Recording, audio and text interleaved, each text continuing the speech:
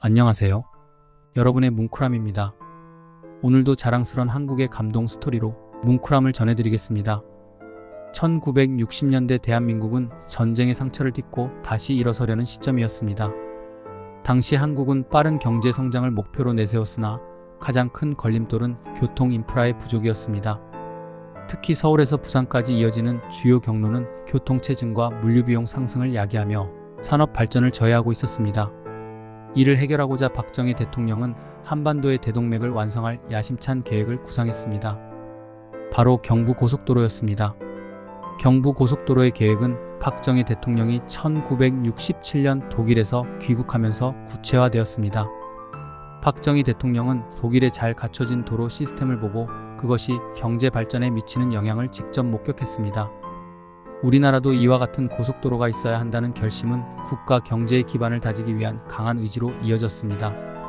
박정희 대통령은 경부고속도로가 한국 경제 성장의 기틀을 마련할 것이라는 확신을 가졌고 건설을 강행했습니다. 그러나 당시에는 고속도로 건설을 위한 자본, 기술, 자재가 모두 부족한 상황이었습니다. 많은 전문가들과 국민들은 이 계획이 무모하다고 평가하였고 이 돈이면 학교를 더 짓고 농업에 투자하는 것이 더 이롭지 않겠냐는 의견도 팽배했습니다. 정치권과 학계에서도 비판이 많았습니다. 그러나 박정희 대통령은 이러한 비판을 뒤로하고 경부고속도로를 국가적 사명으로 규정하며 추진력을 잃지 않았습니다. 경부고속도로는 서울과 부산을 잇는 428km의 구간으로 당시 한국의 경제 상황에서 볼 때 대규모 공사였습니다. 고속도로 건설을 총괄할 회사로는 대한건설공사, 현대건설, 대림산업 등 한국의 주요 건설 회사들이 참여하였습니다. 이들은 각각의 구간을 책임져 공사를 진행하였는데 고속도로를 완공하는 과정에서 수많은 역경에 직면하게 되었습니다. 첫 번째 난관은 기술력과 장비 부족이었습니다. 당시 한국은 고속도로 건설 경험이 거의 없었고 중장비 역시 많지 않았습니다. 공사 현장에서는 중장비 대신 삽과 곡괭이를 사용하는 일이 다반사였습니다. 특히 경부고속도로의 주요 구간은 산악 지형이 많아 터널을 뚫고 급경사 지형을 평탄화하는 작업이 필수적이었습니다. 기계를 사용할 수 없는 구간에서는 수백 명의 인부들이 직접 돌을 깨고 흙을 나르며 길을 만들어야 했습니다. 심지어 지게를 이용해 돌과 자재를 옮기는 원시적인 방식도 사용되었습니다. 또한 자재 공급 문제도 심각했습니다. 특히 아스팔트와 철강 등 주요 자재는 국내에서 충분히 확보되지 않아 일부는 외국에서 수입해야 했습니다. 건설 현장에서는 자재 부족으로 인해 공사가 중단되는 일도 잦았습니다. 이를 해결하기 위해 정부는 공사 자재를 우선 공급하기로 결정하였고 당시 자재 부족을 극복하는 데 있어 정부와 민간 기업의 협력이 필수적이었습니다. 경부고속도로 건설에 있어 가장 큰 역할을 한 건설사 중 하나는 현대건설이었습니다. 당시 현대건설은 단순한 건설 회사가 아니었습니다. 정주영 회장이 이끄는 현대건설은 한국의 경제 성장을 이끄는 핵심 기업으로 성장하고 있었고 정주영 회장이 가진 비전과 결단력은 한국 건설업계에 큰 영향을 미치고 있었습니다. 경부고속도로 건설에 대한 정주영 회장의 접근은 단순히 건설 사업을 수행하는 것을 넘어 우리나라가 세계로 나아가는 길을 여는 작업이라는 확고한 신념이 깔려 있었습니다. 현대건설은 당시 국내의 도로 건설 기술이 부족한 상황에서 해외 프로젝트 경험을 바탕으로 빠르게 기술을 습득하고 적용했습니다. 특히 현대건설은 가장 어려운 구간 중 하나인 충북과 경북의 산악 지형 구간을 맡아 험준한 산을 깎고 터널을 뚫으며 공사를 진행했습니다. 이러한 구간은 기계의 접근이 힘든 곳이 많아 대부분의 작업이 수작업으로 진행되어야 했습니다. 수많은 노동자들이 직접 삽과 곡괭이로 땅을 파고 지게를 이용해 자재를 운반하는 등 전통적인 방식으로 공사를 진행하였습니다. 정주영 회장은 이러한 상황을 극복하기 위해 현장에 직접 자주 모습을 드러냈습니다. 그는 공사 현장을 방문할 때마다 인부들과 직접 소통하고 함께 흙을 나르는 모습은 사람들에게 큰 용기를 주었습니다. 현대건설의 직원들은 그가 이 고속도로가 완성되면 한국의 경제는 훨씬 더 빨리 발전할 것이라고 말하는 것을 들으며 스스로도 자부심을 느끼고 더욱 열심히 일하게 되었습니다. 현대건설의 작업은 많은 도전과 어려움을 극복하면서도 빠르게 진행되었습니다. 현대건설이 맡은 구간에는 고저차가 심하고 바위가 많은 구간이 많았으며 특히 터널 공사 구간에서는 산을 뚫어야 했기에 어려움이 가중되었습니다.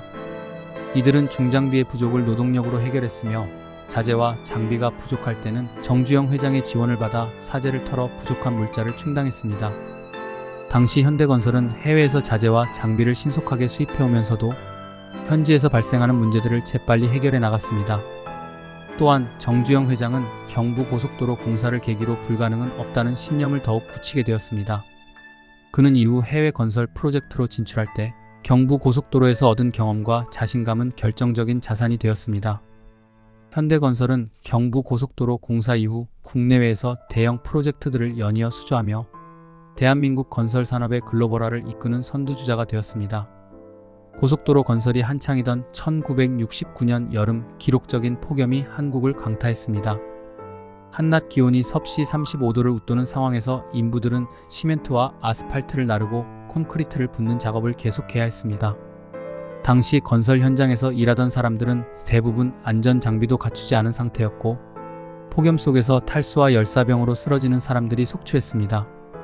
겨울에는 그 반대였습니다. 서울에서 부산까지 이어지는 고속도로는 다채로운 기후와 지형을 가로지르며 지나갔는데 특히 충청도와 경상도의 산악 구간은 겨울에 기온이 급격히 떨어져 강추위와 눈으로 인해 작업이 지연되었습니다. 이때 많은 공사 구간에서 자재가 얼어붙거나 폭설로 인해 장비 이동이 불가능해지면서 진척이 늦어졌습니다. 특히 험난한 지형에서는 중장비를 제대로 사용할 수 없는 상황이 많았고 인부들이 수작업으로 바위를 깨고 운반하는 일이 빈번했습니다. 이 과정에서 다치거나 목숨을 잃는 근로자들도 많았습니다. 하지만 그들은 국가 발전을 위한 대 아래 묵묵히 일해 나갔고 나라를 위한 희생이라는 사명감으로 버텨냈습니다. 경부고속도로 건설이 계속될수록 공사 현장의 어려움은 점점 커져갔습니다. 자재 부족, 노동력 부족, 날씨 등의 문제로 공사가 지연될 위기가 있었지만 박정희 대통령은 이 프로젝트의 성공을 위해 직접 현장을 찾아 독려하곤 했습니다. 1969년 공사가 가장 힘든 시기에 그는 공사 현장을 직접 방문해서 인부들에게 이 도로가 완공되면 대한민국은 더 큰 경제 성장을 이루게 될 것입니다 라며 격려했습니다. 박정희 대통령은 고속도로 건설이 단순한 인프라 사업이 아니라 국가의 미래를 건 프로젝트라는 확고한 신념을 가지고 있었습니다. 그는 공사 중단 위기 때마다 직접 나서서 문제를 해결하고 필요 자원을 지원하는 등 결단력 있게 이끌었습니다. 그의 리더십 덕분에 경부고속도로는 예정된 기한 내에 완공될 수 있었습니다. 마침내 1970년 7월 7일 경부고속도로는 전 구간이 개통되었습니다. 착공 이후 2년 5개월 만에 총 428km의 고속도로가 대한민국의 중심을 관통하며 서울과 부산을 연결했습니다. 이는 당시 세계적으로도 유례가 드문 단기간 완공 기록이었습니다. 특히 대한민국처럼 자원과 기술이 부족한 상황에서 이뤄낸 성과는 더욱 놀라웠습니다. 개통식에서 박정희 대통령은 직접 참석하여 이 고속도로는 대한민국 경제의 동맥이 될 것입니다. 우리 국민이 흘린 땀과 눈물이 오늘날 이 길 위에 새겨져 있습니다 라고 말하며 경부고속도로가 대한민국에 미칠 경제적, 사회적 중요성을 강조했습니다. 이날은 한국 현대사에서 매우 중요한 순간으로 기록되었으며 국민 모두가 함께 자부심을 느꼈던 순간이었습니다.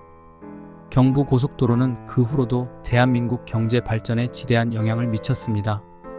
개통 직후 물류의 흐름은 극적으로 개선되었고 서울에서 부산까지 15시간이 걸리던 이동시간이 고속도로를 통해 4시간 이내로 단축되었습니다.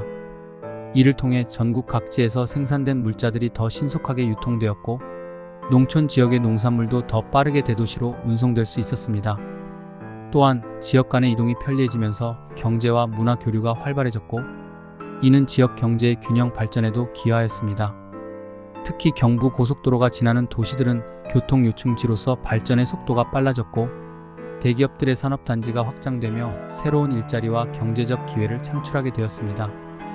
경부고속도로는 단순한 도로 이상의 의미를 지닙니다. 이 도로는 대한민국 산업화의 시작이었고 더 나아가 글로벌 경제로 나아가는 발판이 되었습니다. 또한 국민들에게 우리도 할 수 있다는 자신감을 심어주었습니다. 당시 수많은 어려움 속에서도 이뤄낸 이 고속도로는 대한민국이 세계 속에서 경제 강국으로 자리 잡는 데 중요한 밑거름이 되었습니다. 현재까지도 경부고속도로는 대한민국의 교통과 물류의 중심축으로서 역할을 다하고 있습니다. 시간이 흐르며 도로의 확장과 유지 보수가 이어졌고 현대적인 고속도로 시스템으로 거듭나면서 그 가치와 역할은 더욱 커졌습니다. 경부고속도로는 대한민국의 과거와 현재를 잇는 상징이자 앞으로의 미래를 향해 나아가는 중요한 길입니다.